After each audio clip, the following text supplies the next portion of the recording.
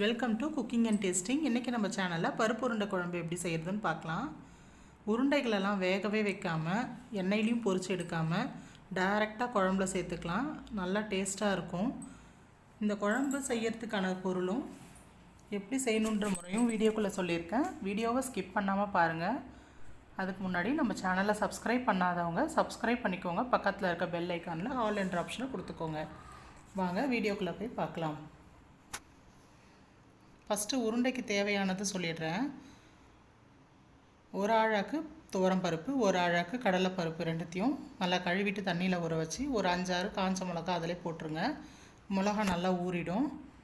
ஒரு 7 பல்லளவுக்கு பூண்டு எடுத்திருக்கேன். இது பெரிய சைஸ்ன்றதுனால 7, சின்னதாக இருந்தால் 10 பல்லளவுக்கு பூண்டு எடுத்துக்கோங்க. தோலோடு இருந்தால் இன்னும் நல்லாயிருக்கும். சோம்பு 1 டீஸ்பூன் அளவுக்கு எடுத்துக்கோங்க. இது குழம்புக்கு தேவையானது. 10 பல்லு பூண்டு, சின்ன வெங்காயம், தக்காளி, கருவேப்பிலை, ஒரு மூடி அளவுக்கு தேங்காய் திருவி வச்சுருக்கேன். உருண்டைக்கு சேர்த்து பிசையறதுக்கு பெரிய வெங்காயம் சின்னதாக பொடியாக கட் பண்ணி வச்சுக்கோங்க. கருவேப்பிலையும் பொடியாக கட் பண்ணி வச்சுக்கோங்க. ஒரு எலுமிச்சக்காய் சைஸ் அளவுக்கு புளி ஊற வச்சுருக்கேன். அடுப்பு பற்ற வச்சு சட்டி வச்சுக்கலாம்.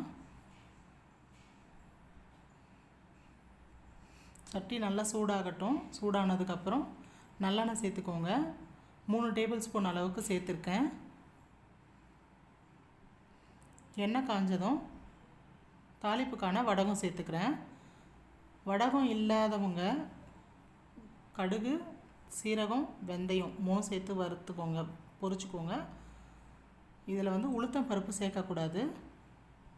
நல்லா வடகம் நல்லா பொரியணும். நல்ல ஸ்மெல், நல்ல வாசனையாக வரும். அந்த டைமில் பூண்டு சேர்த்துக்கோங்க. அது கூடவே கொஞ்சமாக கருவேப்பிலை சேர்த்துக்கோங்க. சின்ன வெங்காயம் சேர்த்துக்கலாம். வெங்காயம் சேர்த்துட்டு நல்லா கண்ணாடி பதம் வர அளவுக்கு வதக்கிக்கோங்க. சட்டி நல்லா சூடாக இருக்கிறதுனால சீக்கிரமாக வதங்கிடும். வேறு பாத்திரத்தில் செய்கிறவங்க கொஞ்சமாக உப்பு போட்டு வதக்கிக்கோங்க. வெங்காயம் சீக்கிரம் வதங்கிடும். நல்லா கண்ணாடி பதம் வந்ததுக்கப்புறம் தக்காளியை அரைச்சி வச்சுருக்கேன். அரைச்சி சேர்த்துக்கோங்க. அரைச்சி சேர்க்கும் போது குழம்பு நல்லா திக்காகவும் இருக்கும். சீக்கிரமாக வதங்கிடும். தக்காளி யாரும் எடுத்தும் போட மாட்டாங்க. நல்லா வதக்கிட்டு தக்காளி நல்லா வதங்கினதுக்கப்புறம் புளி சேர்த்துக்கலாம். புளியை நல்லா தண்ணி ஊற்றி கரைச்சி வச்சுருக்கேன். இந்த குழம்பு கொஞ்சம் தண்ணியாக இப்போவே வச்சாதான் பருப்பு உருண்டை போடும் போது நல்லா திக்காகும். அதனால் நல்லா தண்ணி ஊற்றி வச்சுக்கோங்க. நான் 3 கப் அளவுக்கு தண்ணி ஊற்றிருக்கேன். இது கூடவே உப்பு சேர்த்துக்கோங்க. 2 டேபிள் ஸ்பூன் அளவுக்கு குழம்பு தூள் சேர்த்துக்கிறேன். நீங்கள் குழம்பு தூள் இல்லாதவங்க 1/2 டேபிள் ஸ்பூன் அளவுக்கு மிளகாத்தூளும் 2 டேபிள் ஸ்பூன் அளவுக்கு மல்லித்தூளும் சேர்த்துக்கோங்க. உங்கள் காரத்துக்கு தகுந்த மாதிரி சேர்த்துட்டு நல்லா கலந்துட்டு ஒரு கொதி வர ஆரம்பிக்கும் போது மூடி வச்சுருங்க.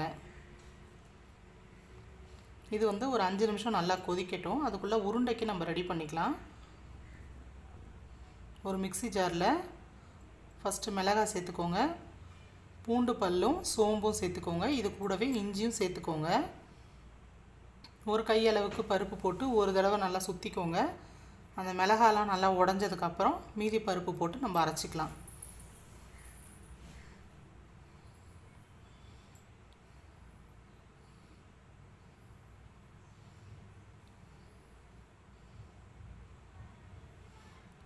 இப்போ இந்த பருப்பு கொரகொரப்பாக அரைச்சிக்கோங்க. கொஞ்சம் தண்ணி இருந்தாலும் பரவாயில்ல. நம்ம எண்ணெயிலலாம் போட்டு பொரிக்க போகிறதில்ல, டைரெக்டாக தான் குழம்புல போட போகிறோம். அதனால் கொஞ்சம் லேசாக தண்ணி இருந்தாலும் பரவாயில்ல. கொரகொரப்பாக அரைச்சி ஒரு பாத்திரத்தில் மாற்றிக்கிட்டு கட் பண்ணி வச்சுருந்த வெங்காயமும் கருவேப்பிலையும் போட்டுக்கோங்க. இது கூடயே 1/2 மூடி அளவுக்கு தேங்காய் திருவனத்தில் பாதி உருண்டைக்கு போட்டுக்கோங்க. தேவையான அளவுக்கு உப்பு, பெருங்காயத்தூள். இதை அப்படியே வச்சுட்டு மீதி தேங்காயை குழம்புல அரைச்சி ஊற்றிக்கலாம். குழம்பு நல்லா கொதிக்குது.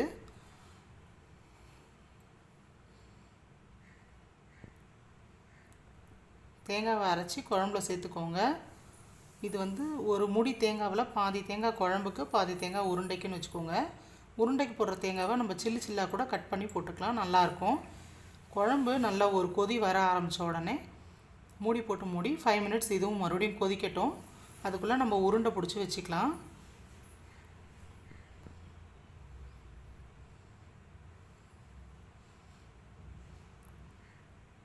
தேங்காய் ஊற்றுனதுக்கப்புறம் எப்பயுமே குழம்ப ஃபுல்லாக மூடக்கூடாது. இந்த மாதிரி லேசாக திறந்து வச்சு மூடுங்க. அப்போ தான் பொங்கி கீழே ஊற்றாது. நல்லா இந்த மாவை கலந்துட்டு எல்லாம் ஒன்று போல் அதுக்கப்புறம் உங்களுக்கு தேவையான அளவுக்கு உருண்டைகளை பிடிச்சி வச்சுக்கோங்க.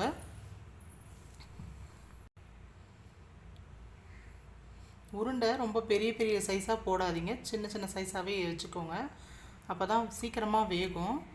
குழம்பு நல்லா கொதிச்சுட்டு இந்த டைமில் உருண்டையோ ஒன்று ஒன்றா அந்த கொதிக்கிற குமிழ் மாதிரி வருது பாருங்கள், அந்த இடத்துல போட்டிங்கன்னா பருப்பு உருண்டை உடையாது. மேலேயே நின்றுச்சுன்னா லேசாக கரண்டியில் தள்ளி விட்டுக்கோங்க. சிம்மில் வச்சு 5 நிமிஷம் வேக விடுங்க. நல்லா வெந்ததுக்கப்புறம் 10 நிமிஷத்துக்கு திறக்காதீங்க, அப்படியே வச்சுருங்க. 10 நிமிஷம் கழித்து எப்படி இருக்குன்னு பார்க்கலாம். இப்போ பார்த்திங்கன்னா நல்லா 10 நிமிஷம் ஆயிடுச்சு, எல்லாம் செட் ஆகிடுச்சு. நல்லா உருண்டை எதுவுமே உடையாமல் குழம்பும் நல்லா திக்காயிட்டு கிடச்சிருச்சு பாருங்கள். இந்த வீடியோ பிடிச்சிருந்தா ஒரு லைக் போட்டுக்கோங்க. இந்த டிஷ்ஷை வீட்டில் செஞ்சு பார்த்துட்டு எப்படி இருக்குன்னு கமெண்ட்டில் சொல்லுங்கள். மறக்காமல் நம்ம சேனலுக்கு சப்ஸ்கிரைப் பண்ணிக்கோங்க. தேங்க்யூ.